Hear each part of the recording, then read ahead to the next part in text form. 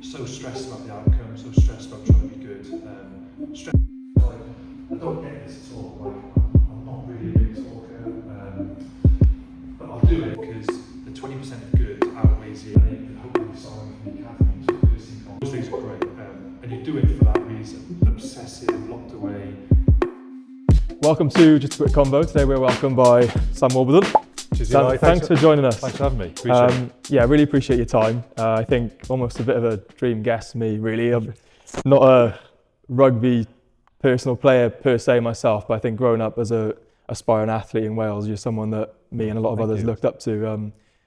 You know who you are as a person, but also reaching the top of the game as well. So thank you for your time. No worries. See, brief introduction. I'm not sure you need much of an introduction, but 74 caps for Wales. Yeah. Captain for Wales and captain for the British and Irish Lions as well. Could you just explain a little bit about what you've been up to post-career and a little bit about where we are today as well?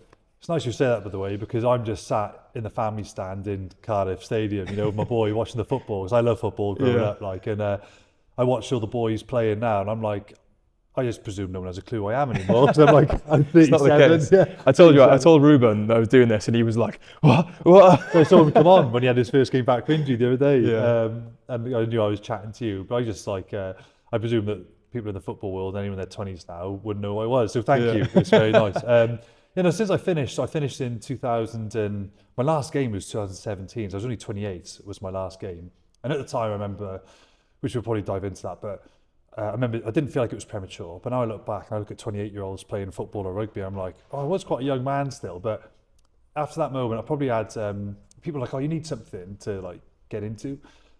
And I was like, nah, I'm a pretty chill guy. I think I'd just be happy just like walking the dog and playing a bit of golf and stuff. And after about 3 to 6 months, I was like, yeah, I really need to do something.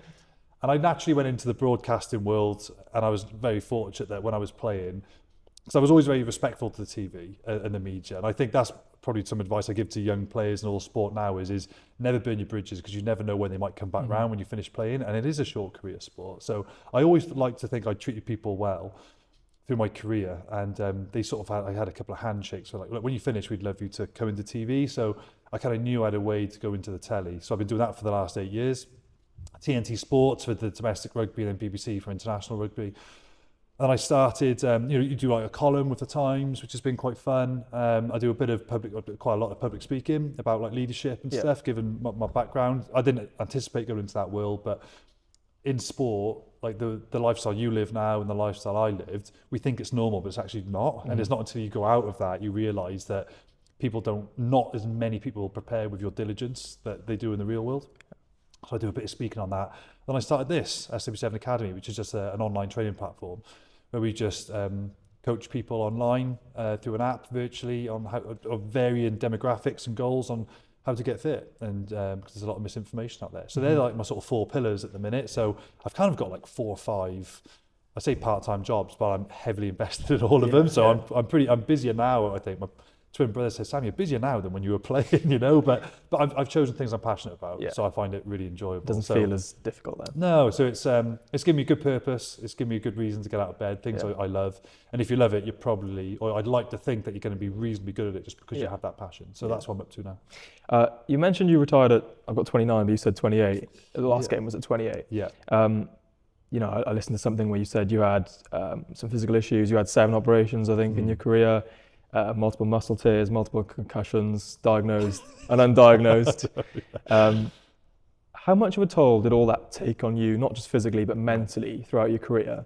Obviously the injuries themselves, but then you're talking the rehabs, the surgeries, medication, and then even the injury prevention and the worrying about getting re-injured when you were back fit. How did all that take a toll on you? Oh, good question. So yeah, no, you're right. I did retire at 29 because I had a couple of ops after my last game.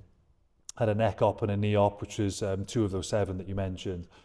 And I got back, and I wasn't blessed with like handling ability. That wasn't my position. My position was very hostile, very physical. And I remember coming back thinking, if I can't be at my very best physically, I don't want to play, because I didn't want to ever be one of these players. I've seen boxing's probably guilty of it a lot, but I've seen athletes retire, money tempts them back out of it, and they never quite really live up to the hype. And I always thought, I want to finish at the top, and I don't want people to remember me as like a third choice player in a squad holding bags. Or I played against players who were, when I was in my 20s and they're like mid-30s, I was like, oh, I'm playing against like some sort of legendary player. And I remember thinking, oh, he wasn't as good as I thought. And then I have to remind myself, he's mid-30s, that's why. But I thought, I'd never want anyone to think that about me. I would never want someone to play against me and go, Sam's not as good as I thought he was. I always wanted to be like the best I possibly could. So I told my coach that when I retired. I said, if I can't be number one, I said, I don't want to sound like a selfish little kid, but I said, if I can't be number one, I don't want to play. I only want to be a good player without sounding disrespectful to anyone who does hang on. So yeah, I've had an eighth operation on my nose since then until I had my nose fixed. So rugby took 8 operations at me. I had 9-year playing career. It's just quite short, very short. Played my first pro game. I was 19 when I first broke in, which for a forward is fairly young, because the forward, no disrespect to backs, but is a more physical position. So 19, but my first game I dislocated my shoulder. So I should mean to go on, and then I finished at 28. So it was only a 9-year, it was 10th year in my career, I called it a day.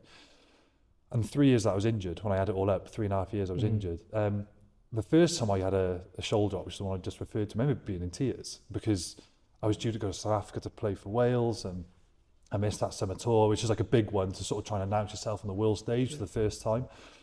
And I was doing well domestically. I was in tears when the surgeon told me. But then as time went on, you learn to deal with injury, but you only learn the hard thing by going through the hard thing. And I always say to people like young players in particular, my advice is if you want to, and parents as well, if you want a career in pro sport, it's going to happen.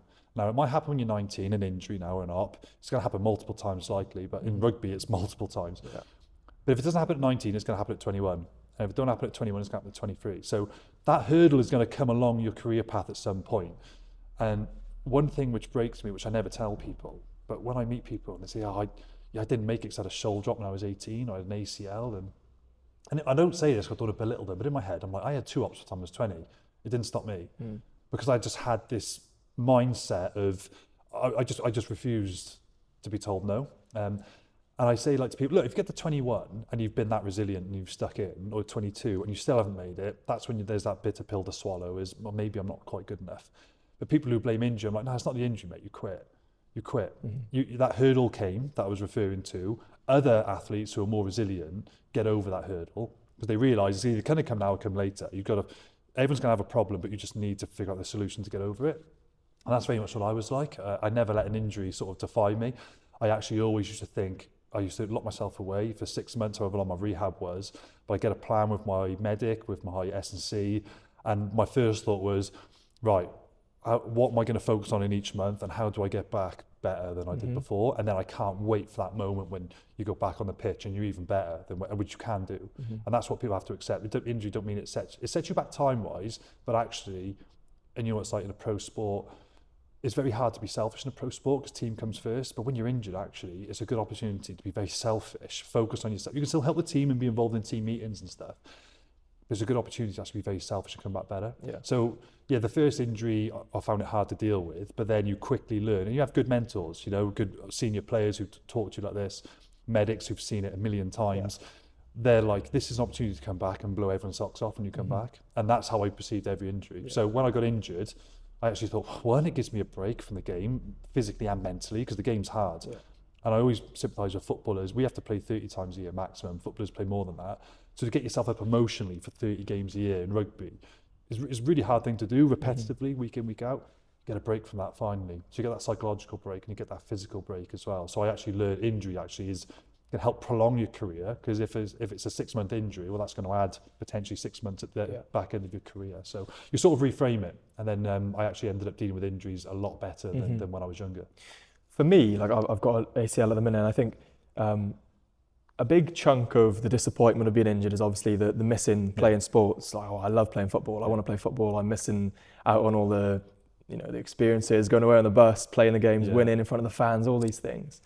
But then I think there's another chunk that is made difficult because you can see your potential, and all this time now it can be perceived as I'm not fulfilling my potential because, and I think what I thought about in your scenario, especially with retiring early, was that made more difficult because you knew when fully fit, your ability was like world class. So that decision then to like move yourself away from it is like a very, very difficult one. Yeah, so I had this North Star when I was about 14. I remember my dad came home from, this will make sense, and this is why I think I was content to finish then, and I haven't regretted finishing now. And I heard a lot of advice like, oh, you're a long time retired if you finish at 28 or 29 I was. But the reason I could retire and I could be content is because I knew I put everything into it. And so you think it's a bit of a cliche with it. It's like, oh yeah, but if you finish your career and you haven't given everything to it, that's when you have regrets. But if you finish, even if it was prematurely, but you knew you did everything you could, then you don't have any regrets. And that's why I don't have any regrets. And when I was young, I was 14, my dad came home from work, he was a firefighter. His mate in work, his son was doing some homework, and there was a quick questionnaire. He's like, Sam, can you just fill out this questionnaire? It's only 5 questions. So I looked at it, it just said name, age, sport, position, ambition. And I was obsessed about rugby from probably about this age. I actually was dealt a pretty cruel blow when I was 14, 13. I had a trial with Cardiff, and that was when I realised I thought I was good at football, and then I didn't obviously make it. I could tell at the trial I was like, there was people from all over the place, and I knew I was just at my depth, and I knew I just had much more of a natural talent at rugby. So I remember just throwing all my eggs in one basket at this, because I want to be a pro. I wouldn't say it's necessarily the rugby I love. It's the winning and trying to be really good at something, which is what I love, that journey. So I threw all my eggs in one basket for rugby. So I filled out this questionnaire. Just went name, Sam Warburton, age 14, sport, rugby union, position, open side flanker, which is the number 7, which I was obsessed about. And then it said ambition. Now, I'm not saying I achieved this, but just telling the story exactly as it is. And on ambition, I wrote down British and Irish Lions, rugby legend. And I gave it to my dad. He was like, you can't write legend, because that's a bit arrogant. And I'm not saying I achieved this, but I was like, yeah, but that's what I want to be. I don't just want to, I want to play for Cardiff, I want to play for Wales, very proud of my roots, but I want to be like one of the best ever to have played for Lions. And I was obsessed from that age. So like, I was incredibly committed from a young age. You know, like my school lunch boxes that I used to take as a teenager were full of like tuna and bananas, because it's just healthy stuff, you know, and training in the school every lunchtime. So then when I got my my first Lions shirt when I was 24, and red number 7, picked as a test player, and I knew the odds of making that were so low, but I just knew I was willing to do more than what anyone else my age was willing to do, with no guarantee of success. But I lived like a pro probably for about 10 years from the age of 14 to 24, incredibly dedicated. So because I did the Lions tour when I was 24, then I did it again when I was 28, I could retire and I was content because, and that's maybe why I think I finished a bit young, because I was probably my own, I wouldn't say it's regret, because maybe that's why I got there, but I was probably too intense, or I was too focused. Like I see a lot of players who would be playing international rugby and they maybe didn't take it as serious as me. And I sometimes just think I should play a team sport, because why are you doing that? But I realise that everyone's different, and what might get me up for a game is different to get someone else up for a game. But if somebody was drinking 6 days out from a game, I'm like, would an Olympic athlete who's got a 100-metre final be drinking 6 days out from his Olympic final? No chance. So I was like, no. And I was like that young guy in team socials when they'd have and there's still a bit of that boozy culture in rugby. It's obviously professional, but there's still some boys like a jar or two. And I was that young kid, 20-year-old, who went, sorry, I'm not drinking. I got a game in 7 days. And then it took me to say it for maybe some other guys who were younger, who felt a little bit like worried about what the senior players would think, to go, oh, I'm not drinking either. But my point being is because I didn't leave a single stone unturned, and I got injured a lot, I can retire and I'm content, because I knew I couldn't have physically done any more. I couldn't have done any more. And I think that's just probably the one thing which, if your career goes on to your 35, if it goes on to your 25, if you didn't leave a stone unturned, then you're kind of like, well, I did everything I could. Yeah. So I'm 37 now, 8 years on from calling it a day, 9 years on, and I'm still content, which is a lovely place to be, because I knew I give everything to the cause, you know. So if anyone's worried about that, if you have that mindset, I just think you won't regret anything. Make that sure you happens answer in the your career. tank, when I told my mum I was doing this, she mentioned the time you came into the academy. Nuts, I can't believe that. Yeah, so long ago. I would have been 11, I think, so nearly 12 years ago. Definitely. And we did a little Q&A with you, and something that I remember you saying then that always stuck out to me, because at the time you would have been sort of at the top of international rugby, these things like that, was when you're younger, you'd think when you're on the pitch, what if I make a mistake, and don't be the one to mess up. And that was funny for me because, like you said, as a kid, you'd expect the people at the top of the game to be like ultra confident, swagger, and those thoughts never enter your mind. But it was quite refreshing and quite interesting. Obviously, stuck with me till this day. So to hear you say that, how did you go about sort of counteracting those thoughts throughout your career to go on to do what you did? Yeah, good. It's a good question. Like, I think I always had that worry.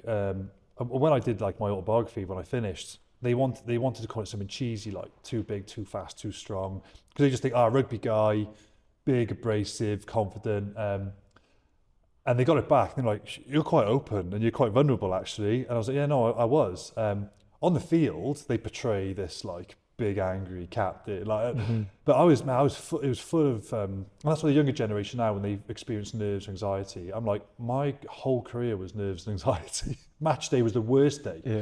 When you're in the game, mind, when the whistle goes and the whistle finishes, that 80 minutes of rugby, I can honestly say, I wasn't nervous for a single minute of that. That was my comfort zone, and I'm in. Doesn't matter what the crowd was, that was, I don't know, that was the great bit. And I used to think, why am I experiencing this anxiety the morning of a game, when during a game I'm fine? That was horrible. So, because you do worry, but when you're in it, it's fine.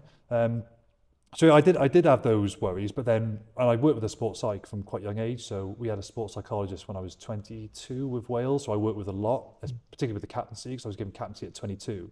And there's guys like 35 in the squad with 100 caps more than me. And I'm their captain. I was like, I can't do that. I can't be captain, you know? So I said no originally, but the coach twisted my arm there and then to do it. And I did it. And I'm so glad I did. But I had help from sports psych. But I was very much then I went down the prep route.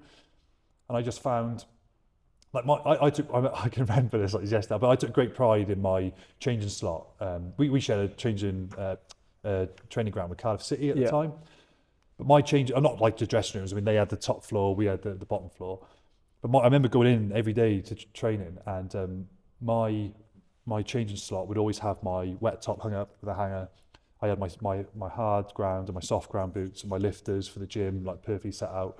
I had a little list there which would have like my prehab, which extras I needed to do that week, which sessions I needed to tick off. And I tick it off throughout the week. So when I played, I knew that I'd done absolutely everything, and I was very well prepared. And I remember like sat in a school assembly when I was like 14, and a headmaster was talking about exams, and we've heard this cliche a million times, but the old fail to prepare, prepare to fail. And my granddad always said this to me when I was young as well. He's like, you get out of life, Sam, what you put in. So I'd revise my socks off for an exam, or I'd train my socks off for rugby, and then I get selected, or I get good grades. And over time, this isn't immediate, you know, it might be a 6-month journey on these exams or rugby selections, but as the years compounded, I remember thinking back to my granddad, I was like, he's flipping right, he is. If I put in this effort, it comes back. Maybe not immediately. In time, you get what you deserve. I do believe that. You get what you deserve in life. Academics, sporting.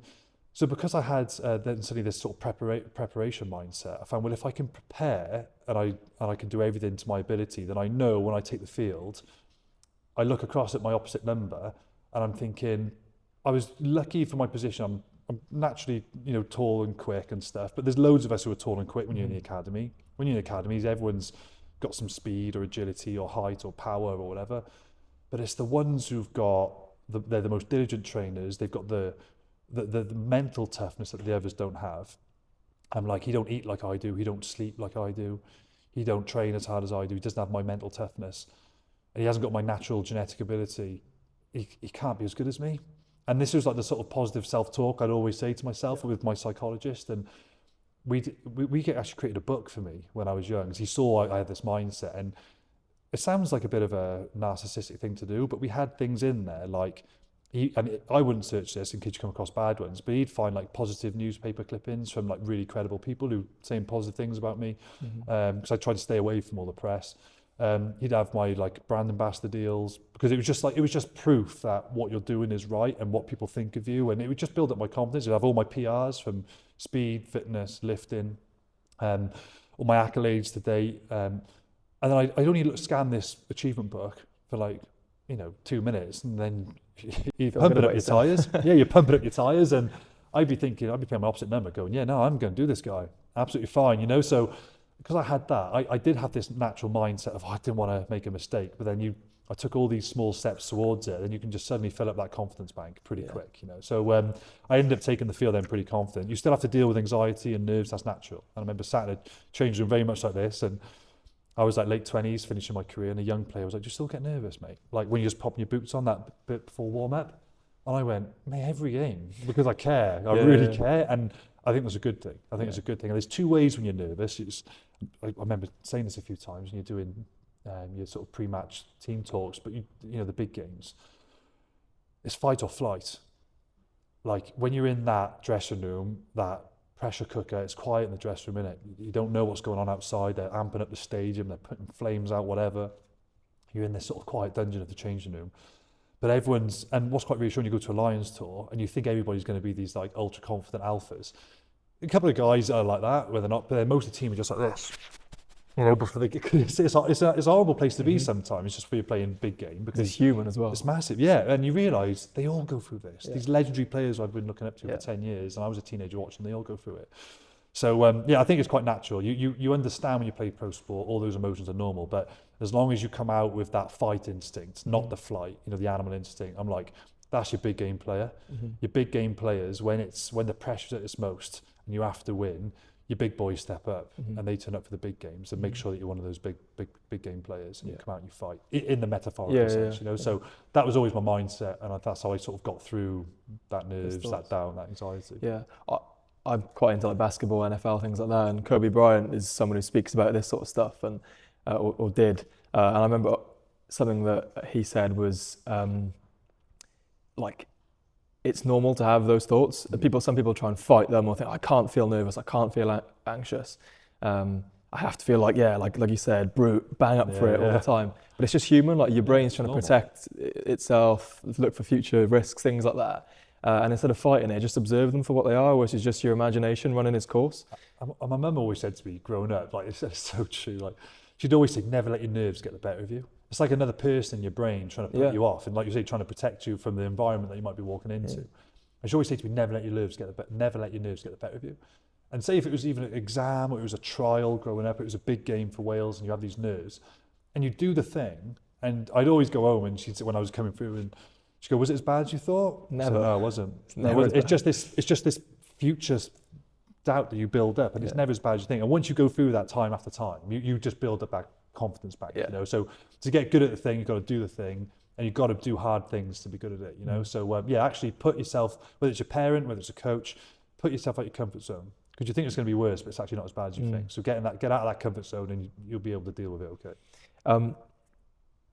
You in an interview I watched, you said that you've always been quite a deep person, and it's interesting because in the chat I did with Rubes, we mentioned that that's not always common in sports. Even if people are a bit deeper, even if their personality is a little bit deeper, it doesn't always come out because sports can be quite banter and laughing, joking, all the light-hearted stuff. So I was wondering what impact that had on your career and how it affected you, I suppose. Yeah, I think I thought it was probably a negative thing. I never wanted captaincy growing up. I wasn't ever captain for my school team, you know, from up until the age of 18. I was playing sixth form rugby. And then I'd be playing sixth form rugby and we'd have a school captain. But then I was under 20s national captain, you know, so I was like, why are they picking me as captain? Because I'm like this introverted, quiet guy. And so I did it for under 18s, the captaincy nationally. I did it under 19s at a World Cup, did it at 20s for a World Cup. And I was like, I don't get this at all. Like, I'm not really a big talker, but I'll do it because it'll just look good on my CV. And hopefully they sign me from the academy into a first team contract. So I just do it just to think, oh, this kid's 20s, he must be good if he's 20s captain. Then what I realised is like what makes a good captain isn't like, which is what like these streaming apps will portray when they're doing rugby docs and stuff. They make out your captain is your big alpha rule with an iron fist guy. He's not. Most captains I've met are actually quite introverted. They're the ones who just like very supportive of the team, set a great example, extremely competitive. And I realised that's what I was. I didn't like I'd learned to. I used to enjoy getting up and doing analysis then because I on my area of the game for the teams, I knew I was confident in it. But that was a learnt skill. But to be super competitive and to prepare really well and to set a good example and to support my teammates was just that was natural for me. That's what captaincy is. That's what leadership is. So even though I probably thought I was a deep thinker, I wasn't as boisterous as the other guys. I took it maybe more serious than others, thought about consequences a lot more, thought about my preparation a lot more. I realised that that's actually why the coaches picked me as captain, because they actually wanted those traits to rub off on the guys. Because rugby as well came through this, like, different to football. In the late 90s it turned pro. So when I was playing come through in the sort of late noughties, there was still some players who come through that amateur era who were like boozy and stuff. And there was a big culture shift. I was almost like the first generation of pro player who'd been picked up from an academy. It's a lot later than football, but would have been picked up from an academy at 15, which is still pretty young for rugby these days. But would have lived that life from a 15-year-old, but we were sort of like the first gen of players who were like very diligent. And that sort of come through in the Welsh team then in the next 10 to 15 years where we had some pretty good success. But I found that I had quite a few deep thinkers along with me. And they actually, when I look at who was our leadership group, with Wales in particular, they'd all be the same. Which is a nice place to be then, because with people who are like-minded. But I look at all the top players, whether it was for Wales, whether it was for the Lions, all the guys who get to the top, they're all resilient.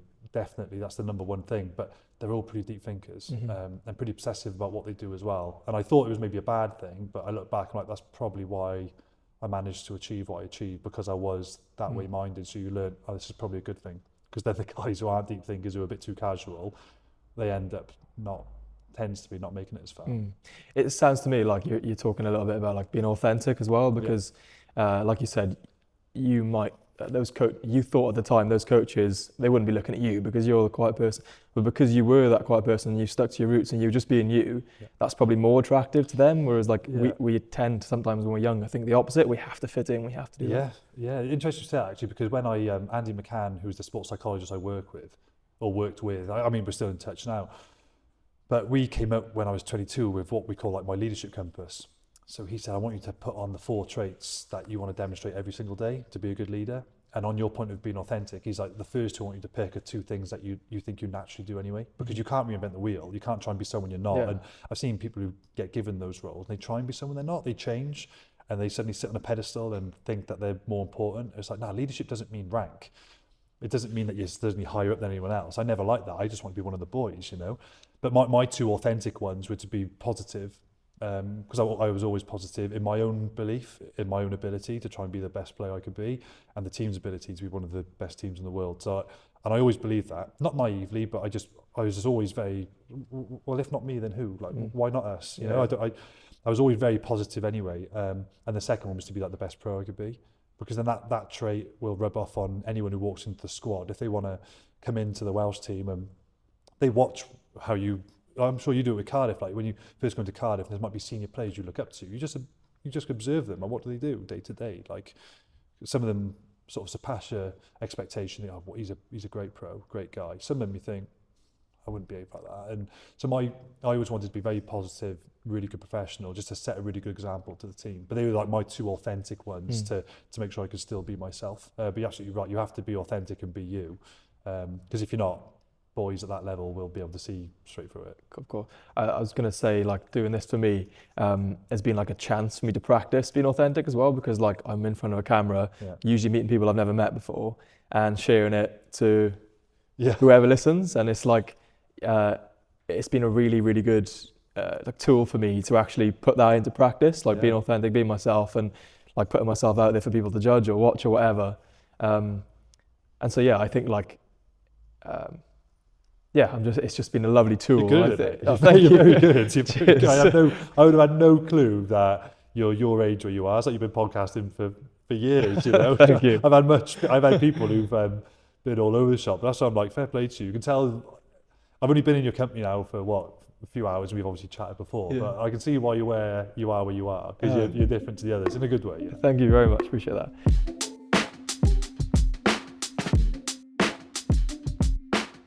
In professional sports, a lot of our worth at times can be dependent on winning or losing, playing, not playing, etc. Mistakes or losses can be perceived as like the end of the world, everything's gone wrong. How did you navigate that throughout your career and not let particular outcomes affect, one, who you are as a person, but then two, how you show up to people outside of sport as well, your friends, your family, and you stay authentic to them? Do you know what, I probably found it hard to do that because it means so much. And when I retired, it got me a little bit emotional, this bit actually.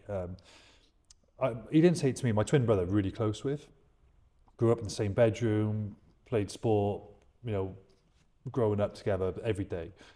I made it, he didn't. He played semi-pro, but he didn't make it. And I always felt a bit guilty about that. But when I was playing and I retired, and he said this to my mum, and my mum said this to me, she said, Ben said it feels like he's finally got his brother back. Because when I was playing, I was probably so obsessive, locked away. I got a lot of criticism. People probably look at me now, and it's lovely when you do things like this, or do like a public speaking event, or you're on telly and they introduce you and they say all the great things. But what people kind of quickly forget is all the times I got called out in press, shouldn't be our captain anymore, somebody else is better than him. And they don't know that what you're going through in your life, whether you're still finding your way back from an injury, or whether you're going through a difficult personal circumstance, or might have played a game where you're ill, but for the team you've got to show up because no one else is ready, and you're still better than the next guy, and then you haven't played. There's always these small problems, but somebody will judge you off it. And I found that really hard. I did. I mentioned to you just off camera, I had to get off. I'm off Twitter now. I had to get off that. And when you're young as well, you're probably more insecure about yourself, and you care more about what other people think. And when you get older, and I think I'd be a much better player now, it's just the beauty of hindsight and age and experience, you suddenly realise criticism very rarely, if ever, comes from above. It always comes from below. And I mean this in the least patronising way to people who might have criticised, and I remember my first game, I played pro, and my dad said, how did it go? And I found it really difficult. And it took me about 3 games. I remember my third game, I remember getting MOM, but it took me 3 games to get there, just to get used to the tempo and stuff. The first game I was poor, men's game for Cardiff, and my dad texted after the game, how did it go? He was up in Edinburgh. And I remember saying, I'm never going to criticise anyone ever again, because if you haven't been at that level, you don't know what it's like. And if somebody gives you criticism now, and it sounds really patronising, but it's kind of true, it's not my problem, it's their problem. They're probably underachieved, they've probably got some jealousy in there. It comes from a bad place of probably some hate. It's not credible. But when you're young, you listen to those people, you listen to those opinions, because it might not be right, but if it by coincidence coincides with a negative thought you have, then you think, does everyone think that? They don't. So I always think now, if somebody criticises me, and I'm still, in the public domain quite a bit, commenting on rugby, broadcasting columns. If somebody has a pop at me about something, and this isn't being arrogant, it's the truth, I know more about rugby than them.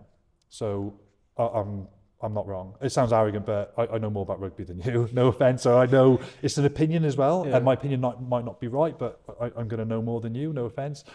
And if somebody's criticising, I just think, in my head, I'm just like, I hope they sort out their problems, because it's his problem, it's not mine. He's got some issues going on, which is why he feels he needs to try and bring someone else down who's probably doing quite well and successful. And that's what I think when I watch. And now I got a young boy who's 5. I've got 3 kids, but I got a young boy who's 5. Loves watching football. I look at those pro players now, and because I've maybe been through this, I'm like, wow, what they've done is amazing. I'd be so proud if my boy did. If he played for school first team, I'd be so proud. And I don't, unless you've been through it, I think people just don't realise what these guys are going through. And whenever they're getting criticism, it's like, look, if you saw that person, because you can't personify maybe the criticism, it's online. If somebody walked past you on the street in their pyjamas at 2:00 in the afternoon and they had no teeth, and they said, Eli, I think you're rubbish, you'd look at him, you go, you'd laugh it off, you never think of it again. And because you realise it's coming from someone who's just not credible. But when it's online, you presume it's credible, but it's not. 99% of the time, it's not credible. And I think that's just like, when you get older, you suddenly realise there's a good book, and I won't say what it's called, I can't say what it's called, but it's the subtle art of not giving an F. When you're older, that really resonates. And just to finish around this, I remember my granddad, when he was older, I take a lot of nuggets from my granddad. Do you think old people are just like chatting rubbish? But mate, they got a bit of wisdom in there because they've been through life. And he was like 85 towards the end, and I was worried about something, and he sort of sounded like he wasn't really sympathising. who used to stay and watch sport a lot on a Friday. And he went, you worry about the wrong things, you do. And I was like, it sort of took me back. I went, what do you mean? He went, when you're 85 and you're at the end, I think about the things I used to worry about when I was 15, 20, 30. He's like, oh God, why did I worry about that? You worry about, could be criticism, you worry about maybe being late for a meeting by accident, you worry if you've got a bad stomach and you need to pop to the loo in front of someone in somewhere embarrassing. Like, he's like, I just wish I never worried about those things, so it doesn't matter. And I think when you get to me now, if I receive anything negative, I'm like, it doesn't matter. It'll be tomorrow's fish and chip paper. Yeah. It's fine. The world still goes round, and there's people with much bigger problems than this. So, that's just sort of how I frame that. And I probably got there a little bit later than I would have liked. I wish I knew that when I was younger playing, so I would have probably been able to deal with a lot of the criticism which you get. Yeah. I would have dealt with it probably a lot better when I was playing.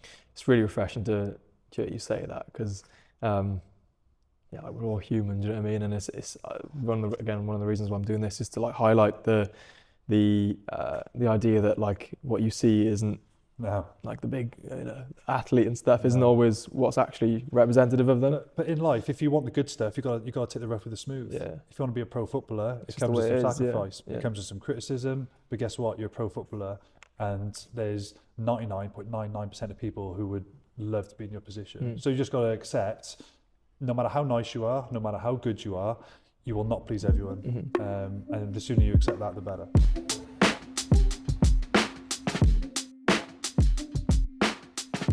I wanted to read you something, if that's okay, from Johnny Wilkinson, because I thought it great guy. Drew parallels in terms of the rugby, being at the top of the sport, things like that. And it kind of touches on what we're on about there in terms of dealing with the ups and downs, but also like a lot of the other stuff. It's from a podcast, and I've taken bits from all of the podcasts, but made it so it made sense, if you know what I mean. So he said at the start of his career, I wanted to be the best. I felt as though I got there, and what it meant was I was deeply unhappy and physically stressed. Hence the 14 injuries in a row, where all I could think about was, I have to get back to where I was. That's total expectation and stress. There's no freedom or liberation in that. So, by spending my time suffering, stressing, and sacrificing, what I did was create stronger habits of suffering, stressing, and sacrificing. It led to me thinking things like, I hope we don't lose, I hope the opposition don't travel well, I hope their main player's injured, I hope this isn't going to be a tough game, I hope the wind dies down. There's no freedom or invincibility in that. Instead of, I'm going to do absolutely everything to win, but if things don't go my way, I know that's going to bring out so much more of me. I would love to win this game, but I would also love to be challenged and not have it my way also. That's freedom and complete invincibility. So good. And I think listening to that for me is like, I listened to that when I was like 17, and it was probably a lot to take in at the time, because all of my like preconceived ideas of, well, I have to do that, otherwise my life's not worth living. At the end of my career, I have to have done this, and I have to have played this amount of games, and I'm going to sacrifice and be not miserable, but at times be stressed and be anxious because I'm sacrificing for some cause that's coming 15 years down the line. And then like listening to that, I'm like, well, I don't want to be miserable for 15 years. And if I build those habits up in those 15 years, chances are I'm going to continue with those habits past that point when I have kids and when I have a family, hopefully, and when I have a wife, and I'm going to be around my family being stressed and anxious because it's a habit. And I think now I can sort of digest that a little bit better and understand that it's not easy also to think like that, because we are motivated. As athletes, we want to win, we want to be driven, we want to work hard, we want to achieve things, and that's okay as well. But just have in mind the cost and be able to balance that, because, and I've done this, I've achieved certain things that I said would make me happy and still been, oh well, the next thing, I've still been stressed and anxious at the time, or I've picked something else, well, I can't be happy yet because I need to achieve that. And so, yeah, I think it's not as easy to do as maybe like just forget about everything, because we want to achieve things, we want to be successful. But I just thought it was a really interesting thing, and I wanted to get your sort of take on it. Yeah, and that, I said I had no regrets. That's probably the only regret. Even though I had psychological help, it was all help regarding my preparation. But I never played with that like sort of liberation that Johnny was on about. And he said he didn't get that, because I've spoken to him about it. Yeah. He said he didn't get that until he moved to France, which is like, quite a long time after he won the World Cup with England. And he hit extremely high profile very young. But I was similar, and I kind of thought, I never found that in my career. I found it now in my life after rugby, doing things I love now and not worrying so much because I'm old. But I don't think I found that in my career. And I think that's why I probably retired young. And I said when I retired, and people really, I think some rugby fans might have got offended by it, but I said I didn't enjoy 80% of my career. I only enjoyed 20% of it. And it's because I was like, not how Johnny finished, but how Johnny started. So stressed about the outcome, so stressed about trying to be good, stressed about things that were totally not in my control, totally not in my control. And I did worry about those things. Now, I say it was worth it because the 20% of good outweighs the 80% tenfold. So if you win something or you get selected for a Lions tour, all those things are great. And you do it for that reason. But 80% of it, I was like, this is rubbish. Being away from my family was rubbish. Being injured was rubbish. Going through pain. You mentioned all the nerve damage, concussions, operations, hospital beds up and down the M4, visiting specialists, criticism in the press, having to take painkillers on days off just to walk the dog. That's not, all that was rubbish. I didn't enjoy that. Doing contact training in the freezing cold, smashing each other up on a Tuesday when you're already sore, you've got to try and get through and play again. How the hell am I going to play on Saturday? When, I got an operation coming up and I had a 3 out of 10 in the press and everyone's asking me when I go out, what's wrong with Wales Rugby and why, I'm like, I just want to get out, I probably never escaped that when I was playing.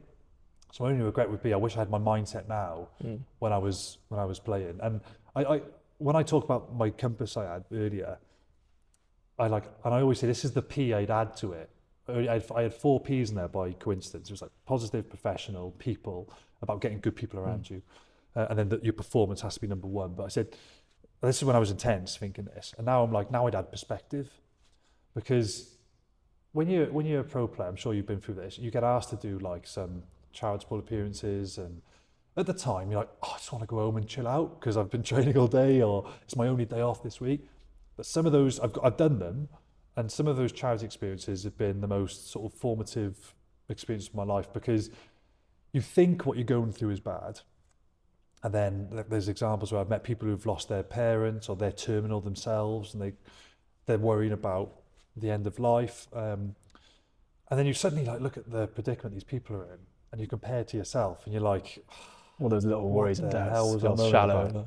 What else I'm moaning about? And it just gives. So I always think my extra P would be perspective. And what you think you're going through is not that bad. So when you feel like your world's crashing down, or you just got to take yourself out your bubble sometimes and realise the predicament that some people are in this world, and you go, actually, it's not too bad.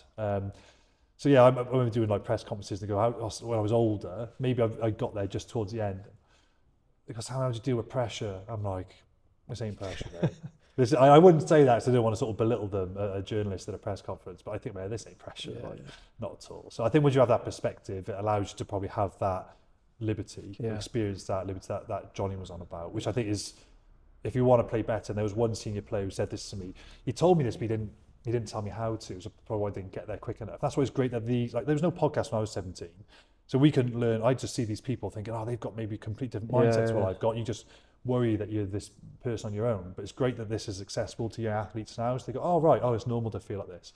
But one senior player did say to me, and it's kind of what Johnny said, but in a much simpler term. He said, mate, the moment you just learn to chill out, you'll probably become a better player. It sounds easy, doesn't it? But it sounds is easy, like, but you need to learn how to do it. It needs to be easier. But I think that was very good advice. I probably didn't know exactly what it meant then, but as I've dived into it a bit deeper, I'm like, God, he's so right. I wish I just chilled out a little bit more.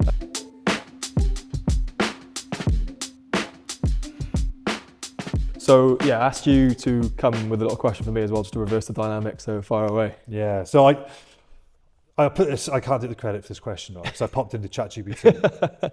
So I set up the scenario. I said who I was. I said who you were. I said what you were doing. I said what would be a good question to ask.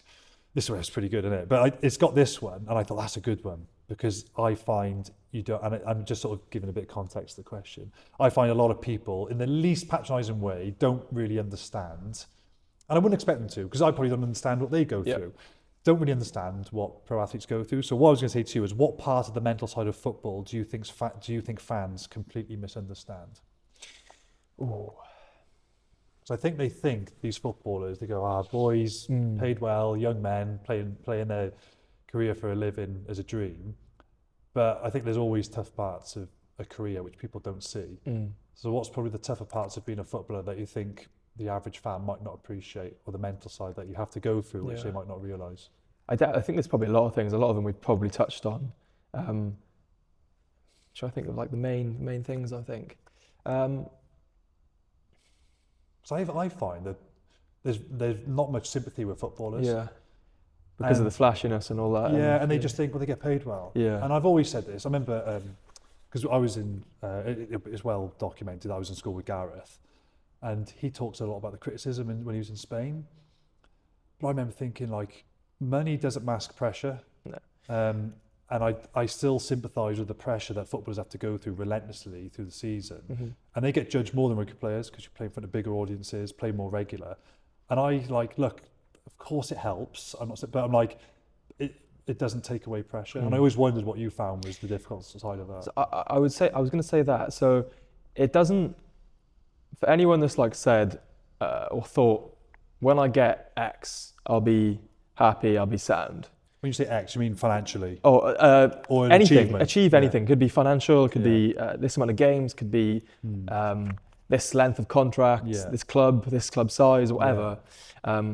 For anyone that's thought that in any walk of life and then achieved it, I think you know that didn't solve all of your problems. Any underlying thing that you had before will still be present, even if you've achieved something that's external. So all these players, it doesn't matter what level you play at in terms of football, this person might be on this amount. This person might be acting like he's on that amount. Maybe he's acting a little bit over the top confident and stuff. But like you said, there's not much sympathy. So sometimes that player hasn't got the fundamentals to deal with the situation that he's been just sprung into. So have some sympathy, some like be understanding. And again, if that person's been a bit annoying or a bit of an idiot, then fair enough. But just have the understanding that whatever that person's gone through, you might have achieved this, but it doesn't mean he's invincible. It doesn't mean that then he's like, he's comfortable with receiving a bad comment on Twitter or a fan saying he shouldn't be in the team, or someone, the smallest thing can still have an effect because it doesn't matter what you've achieved. If that person still has the tendencies to feel a certain way, he's still going to. Do you know what I mean? It was interesting on that. Like, there's I had this coincidental. I had this chat with my wife this morning, just at the breakfast table, and she said there was a boy who was 9, and he said to his parents, so it was her friend who was the parent, he likes football and rugby, and he just said, I want to play rugby, and she went, oh, why? He said, I don't want to play football anymore. He said, oh, because when I'm playing rugby, all the parents on the sideline they're just much nicer, and in football they're just non-stop shouting. And like, but that 9-year-old boy, right, might end up, just say he ends up going all the way through. I'm like, you're still human, and like, even though you might be 21, 22, 23, those comments don't just become immune. Like, it can still, a lot of them you can ignore, but there can still be stuff which hurts, and I don't think people realise. And just because you're playing a certain level or you're a certain age doesn't, I think, mean you become immune to that stuff. And I don't think it ever does, really. No. And I don't think people sympathise with that enough. Sam, thank you very much. Lovely, cheersy. Thank you very much. Thanks Cheers. for having me.